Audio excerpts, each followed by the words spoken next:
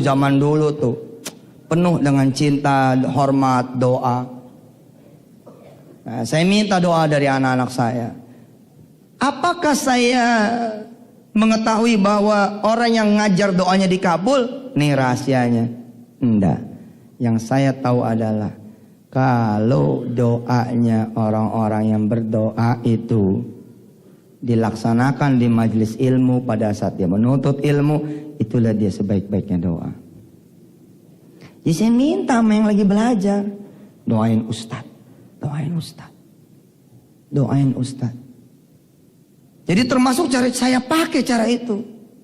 Mau beli rumah, mau beli motor nih, saya kumpulin murid-murid saya. Saya bilang, nanti malam Jumat ke rumah Ustadz ya. Pisang goreng ya Ustadz. Hari ini ada yang lain. Ini dong modal dong. Jadi guru modal kan pengen didoain sama murid. Murid datang, kita sholat maghrib, isya, ngaji sebentar. Saya ajarin 1-2 ilmu, kemudian saya minta doa sama mereka. Doain Ustadz pengen punya motor. Betul. Doa orang-orang yang belajar ya. Nah saat itu saya mengingat, bernostalgia, sampai sekarang alhamdulillah masih tetap saya lakukan apa? Saya mengajar dan juga belajar. Jadi saya belajar tetap. Saya belajar nyari guru jalan, belajar sana, belajar sini, belajar sana, belajar sini. Terus belajar. Gak pernah berhenti. Sampai sekarang gak pernah berhenti.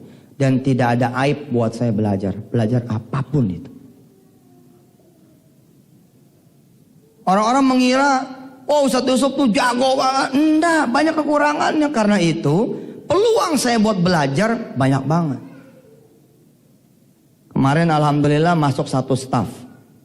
Subhanallah, ternyata dia bukan cuma jago bahasa Inggrisnya, tapi dia jago bahasa Spanyolnya.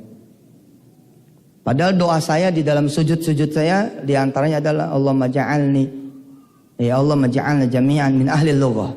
Ayo lughah. Jadikan saya ya Allah ahli bahasa. Bahasa apa saja. Dari udah 1-2 tahun terakhir ini tuh saya doa terus pengen belajar bahasa-bahasa gitu. Subhanallah, kemudian pesantren seperti jadi pusat bahasa karena banyak orang-orang dari multi bahasa datang. Di antaranya satu orang Indonesia yang lama sekali mukim di sana, di Amerika sana, kemudian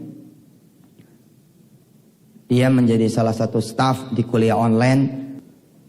Ternyata dia bisa bahasa Spanyol. Saya doa tuh sama Allah, ya Allah, gitu. Saya pengen bisa bahasa asing. Saya bilang suatu saat terjadi apa yang Allah tetapkan. Saya jadi seseorang misalkan di negeri ini yang punya amanah lain. Kan kalau keluar negeri saya nggak perlu penerjemah. Saya suruh penerjemah saya jalan-jalan aja. Ini duit nih, gua ngomong sendiri sama raja. Face to face, presiden sama presiden, gitu. Iya begitu, jadi nggak perlu penerjemah. Aneh ke Spanyol, ke Portugis, ke Belanda, kemana, gitu rencananya. Dari sekarang siap-siapnya. Begitu 2019 selesai, insya Allah mudah-mudahan. Ini ada yang bingung, apaan ya? Iya. Masih ETI 386 kali. Zaman dulu banget. Belajar itu doanya makbul, asli makbul. Siapa di sini yang masih pelajar SMP SMA? Subhanallah, banyak ya. Coba kamu bisa nggak ngeberangkatin orang tua kamu umroh? Gimana caranya? No. Lagi sini dek. Nih, subhanallah nih. Siapa namanya? Setiadi Purnomo. Udah bayaran belum? Belum. Setiadi. Iya. Setiadi bisa nggak mergin umroh orang tua? Insya Allah. Gimana caranya? Dengan doa sama Allah. Tuh, betul. Doa sama Allah. Ini betul. Kalau dia 3 tahun berturut-turut, sekolah di mana kamu, say? SMA Negeri 1 Depok.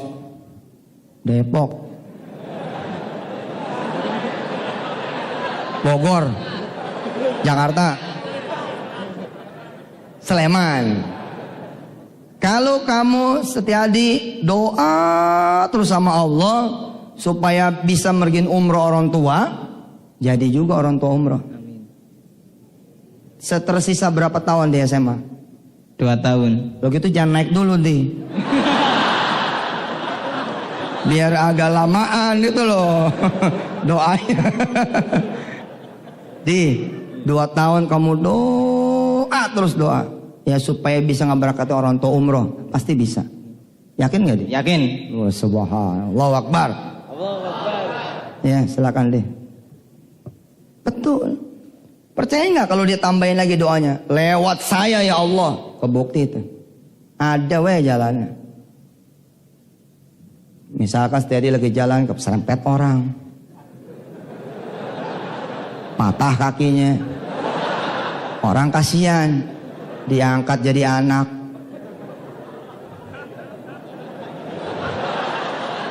Emak bapaknya dihajiin. Ya cerita mah terserah gua aja, gua yang cerita. Lu jalan dari mana saja. Di kalau gitu doanya yang lengkap, jangan bikin lengkap. Betul saudara. Saudara punya posisi sekarang mahasiswi. Jangan malas-malas berdoa. Apalagi saudara bukan asli Jogja, bukan asli Sleman, bukan asli yang sekitar sini. Berarti saudara itu 24 jam dalam keadaan menuntut ilmu dan di majelis ilmu 24 jam. Luar biasa itu.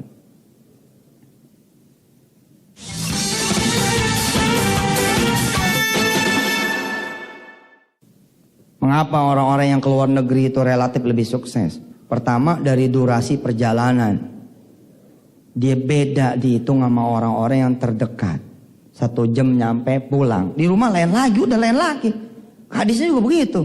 Dari rumah sampai ke tempat ilmu. Dari tempat ilmu sampai ke rumah lagi. Maka dia ketika meninggal dunia, dihitung syahid. Masalahnya meninggalnya di rumah. Malaikat nungguin. Wassalam. Kalau ente meninggal pada saat menuntut ilmu, luar biasa. Loh, kalau mahasiswa gimana? Meninggal di kos. Cakep. Tulis di pintu, ahlan wa sahlan ya Israel. Anytime ada 6 tuh. Betujuh sama saya. Betul. Anda tetap dihitung gak pulang kan? Karena 24 jam ada di kota lain toh. Pada saat itu doa saudara betul-betul. Please, ketika saudara pun berbuat maksiat, dilemparnya pun betul-betul. Hati-hati juga. Ketika berbuat maksiat, dilemparnya pun betul-betul. Karena berganda-ganda terus. Seorang yang berdoa ketika dia memakai pakaian, pengen sekolah, kuliah, belajar, anything lah. Judulnya ilmu, nggak terbatas masalah kelas, lokal, kampus, enggak. Apa saja. Misalkan saudara seorang tukang sapu, arif sekali. Saudara pengen belajar sama dia tentang kehidupan. Itu pun sama nilainya, nuntut ilmu namanya. Nah ketika saudara mulai pakai pakaian, terus saudara bilang, ya Allah, saya pengen sekali kuliah S2 saya di Brisbane. Atau di Amerika, atau di Jerman, atau di manalah saya pengen di luar negeri ya Allah. Bandingkan dengan saudara berdoa di depan kampus. Bandingkan dengan saudara doa di dalam kelas. Itu makin ke tempat pusaran, itu energi doanya tuh makin kencang. Makin keren. Jadi kalau sudah mulai masuk ke gerbang sekolah, gerbang kemudian kampus, itu mestinya ente slow down. Ente pelan-pelan mestinya. Karena saat itu ente doa dulu. Kenapa ente harus datang sebelum guru datang? Supaya ada kesempatan berdoa. Supaya ada kesempatan berdoa. Doa itu luar biasa. Ente males, aneh males, kita males, pelajar-pelajar males. Sia-sia akhirnya tuh waktu. Padahal ketika nuntut ilmu, bos, doanya itu benar-benar dijabah betul sama Allah. Allah beri kedudukan ar-rasikhuna fil ilmi di sisinya. Indal malaikatil mukramin. Luar biasa, bos. Bahkan Allah nisbahkan satu ayat. Yarfa'illahu alladhina amanu minkum walladhina utul ilma darajat. Allah angkat derajat orang-orang yang berilmu. Tapi ada syaratnya. Dia juga beriman. Darajat, beberapa derajat. Maka nuntut ilmu itu menjadi tidak terbatas itu. Nah, saya bernostalgia. Dua hal ini sepi dari kehidupan saya ketika saya menjadi pengusaha. Ketika saya jadi pengusaha kecil, rentang waktu kira-kira 93, 94, 95, 96, 97, saya disibukkan sama kegiatan-kegiatan yang jauh dari urusan sholat berjamaah, masjid, Quran, sholat duha, sholat malam, jauh juga dari urusan nuntut ilmu dan mengajarkannya, jauh. Lah aneh ketika kemudian saya mengambil posisi menuntut ilmu dan mengajarkannya, mengajar dan menuntut ilmu, ternyata posisi saya naik lagi. Sesuatu yang enggak aneh karena ya saya tahu ilmunya atas izin Allah. Jadi saya mencari ilmu, saya duduk lagi, dengerin lagi, belajar lagi, ngajar lagi. Terus di rumah saya buka-buka Quran, buka-buka hadis, buka-buka fikih, buka terus. Akhirnya buahnya buku. Jadi nulis buku, ngajar, bos, naiknya luar biasa. Nah, yang membedakan lagi saya dengan yang lain atas izin Allah, saya berdoa. Orang lain nih pulang nutut ilmu, pulang aja udah, saya emang enggak. Begini dulu. Doa dulu. Oh ya Allah, ya Allah. Dirasa cukup, saya jalan. Dirasa cukup, saya jalan. Jadi imam ngajar atau imam belajar, baik itu ngajar maupun itu belajar, before, in, and after, doa terus. Guru meleng dikit, doa. Iya bener. Bolehnya itu ketawa. Pokoknya begitu guru meleng, sebentar ya, saya mau ke dekan sebentar. Yang lain pada, saya mau ngomong sama Allah. Ya Allah, ya Allah, ya Allah, ya Allah, ya Allah, ya Allah. Dan saya merasakan hasilnya sekarang. Tuhan, subhanallah.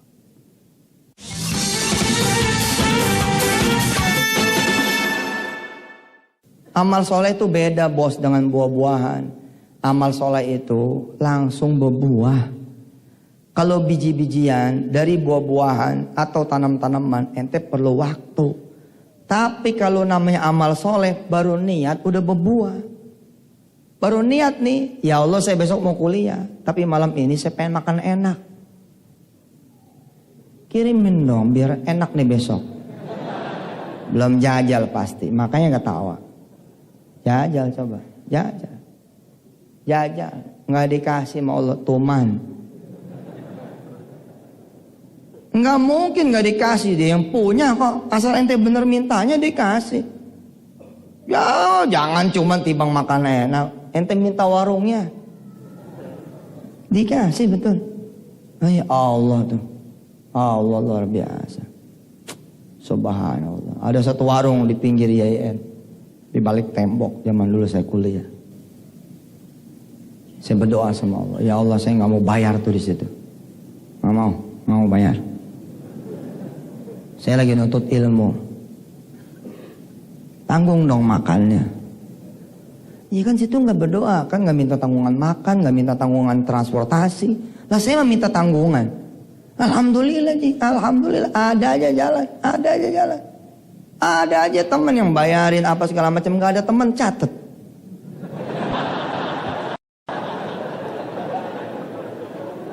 Ente nyatet bayar kan, aneh mah kagak, dihapus. Kita mau bayar. Ibu yang punya warung lihat, Man, ada catatan utang kamu sini. Jangan usah. Yang ini gimana? Enggak usah. Subhanallah. Apakah karena saya Yusuf Mansur belum jadi zaman itu, belum jadi. Mukanya masih sama muka yang lain. Sekarang rada beda nih. Dulu sama aja bos. Kita berdiri depan Tanah Abang juga gak ada yang cium tangan, gak ada yang foto. Sama aja. Sama. Bener sama. Tapi kok bisa beda gitu loh. Bisa tuh warung Sunda, warung Padang, segala rupa nggak bayar. Minta itu resep rasa. Dan mintanya saya itu bukan cuman ya Allah saya pengen makan dulu. Nah, saya bilang ya Allah saya lagi nuntut ilmu. Masa kagak dikasih makan? Masa kalah sama departemen agama sih? Ih, tema sama Allah tuh ya more than friend. Lebih dari temen. Ngomongnya sop gitu. Apa? Mungkin gak sopan saya, tapi gak berjarak gitu loh. Karena gak berjarak ngomongnya tuh enak-enak aja gitu. Masa sih kalah sama departemen agama? Departemen agama kalau ikut pelatihan dapat tuh nasi kotak. Dia kan kita kuliah, masa gak dapet nih? Ngomong gitu loh sama Allah, enak bos. Susah kan kalau diterjemahin dulu bahasa Arab. Ya Allah, araftum wazira syu'un ad-diniyah. Masa sih apa bahasa ininya ya? Bahasa Arabnya. Kan susah mikir dulu gitu loh. Susah dia. Nah, langsung aja pakai bahasa Betokau. Dang dang dang dang, selesai beres. Allah mengerti semua bahasa kan. Ini dia. Selesai sudah. Beres, rapi. Kita pulang. Kita berdoa kepada Allah Subhanahu wa taala. Mudah-mudahan ke depan tidak ada majelis ilmu kecuali kita kejar, baik yang formal maupun yang non formal. Karena disitulah energi pusaran doa di situ. Kejar. Kalau perlu ente nyusup ke satu kelas yang lain kalau nggak ada kelas. Sorry. Langsung duduk tengah. Ini siapa ini? Bentar doang gue pengen doa.